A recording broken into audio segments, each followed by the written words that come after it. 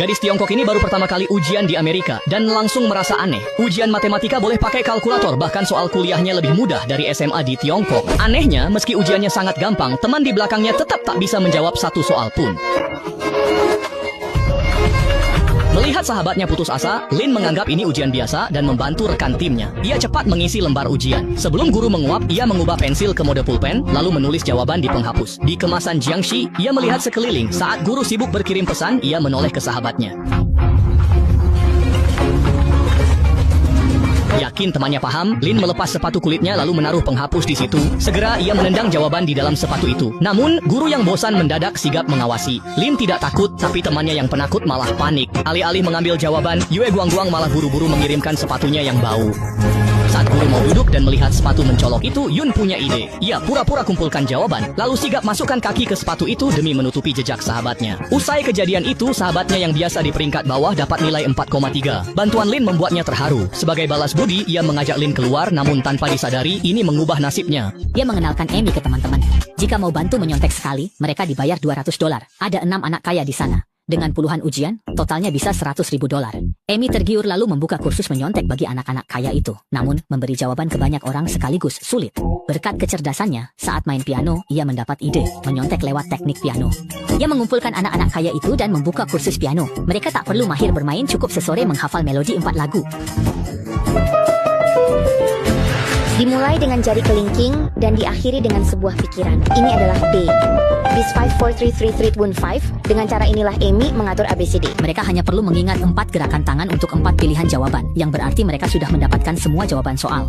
Saat ujian, Amy hanya perlu pura-pura berpikir di depan semua orang, lalu menggerakkan jarinya untuk langsung mengirimkan jawaban kepada semua orang. Bahkan jika tertangkap, dia bisa berbohong dengan alasan sedang memikirkan materi pelajaran piano. Benar-benar tanpa celah. Berkat ide jenius Amy, nilai anak-anak orang kaya itu langsung melonjak dan mereka pun menerima hadiah dari ayah dan ibu mereka.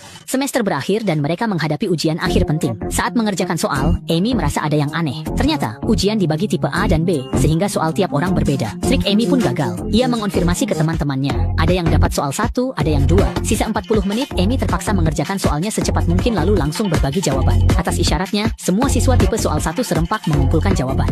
Sambil menutupi pengawas, teman Amy di sungai menukar soal dan mengerjakan nomor 2. Karena waktu mepet, Amy harus bereskan soal sejam dalam 20 menit saja. Saking tegang, pulpennya hampir jatuh. 5 menit sebelum usai, Amy kirim jawaban via kode. Di detik terakhir, pengiriman sukses dan mereka pun lulus ujian semester dengan selamat meski tegang. Namun, usai ujian, Amy dipanggil ke kantor kepala sekolah. Ternyata, meski jawabannya aman, di kertas coretannya ditemukan soal nomor 1 dan 2, tanda dia curang. Walau ayahnya memohon, guru tak melunak. Nilai Amy dibatalkan dan beasiswanya langsung dicabut. Amy terpukul, tapi Xiaomei membawa kabar baik. Dia dan pacarnya akan ikut ujian SAT. Jika Amy mau jadi otak di balik layar, mereka akan membayar 3 juta. Ini jauh melampaui nilai beasiswanya. Ujian SAT adalah salah satu ujian paling ketat di dunia yang diadakan serentak.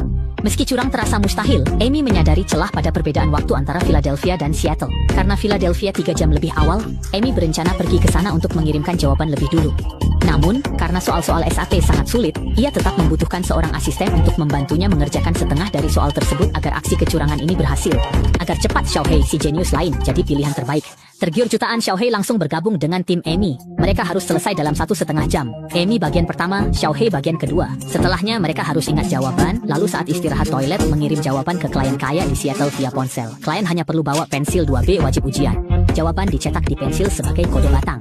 Garis tebal dan tipis mewakili kode berbeda. Tak ada yang menyangka kode batang itu menyimpan rahasia besar. Ujian SAT punya 4 bagian, jadi mereka butuh 4 pensil untuk nilai target. Setelah berlatih, kerja sama mereka kompak dan aksi menyontek pun dimulai. Masuk ruang ujian, mereka ke toilet menempelkan ponsel di balik kloset lalu mulai ujian. Dengan cerdas, keduanya cepat menyelesaikan bagian masing-masing, lalu mulai menghafal jawaban. Keduanya bergegas ke toilet, ambil ponsel di balik tutup kloset, lalu kirim jawaban sesi 1 ke rekannya. Xiaomei mulai mengukir kode batang di pensil, lalu merakitnya bersama pacar, tapi mereka tak bisa tenang dulu.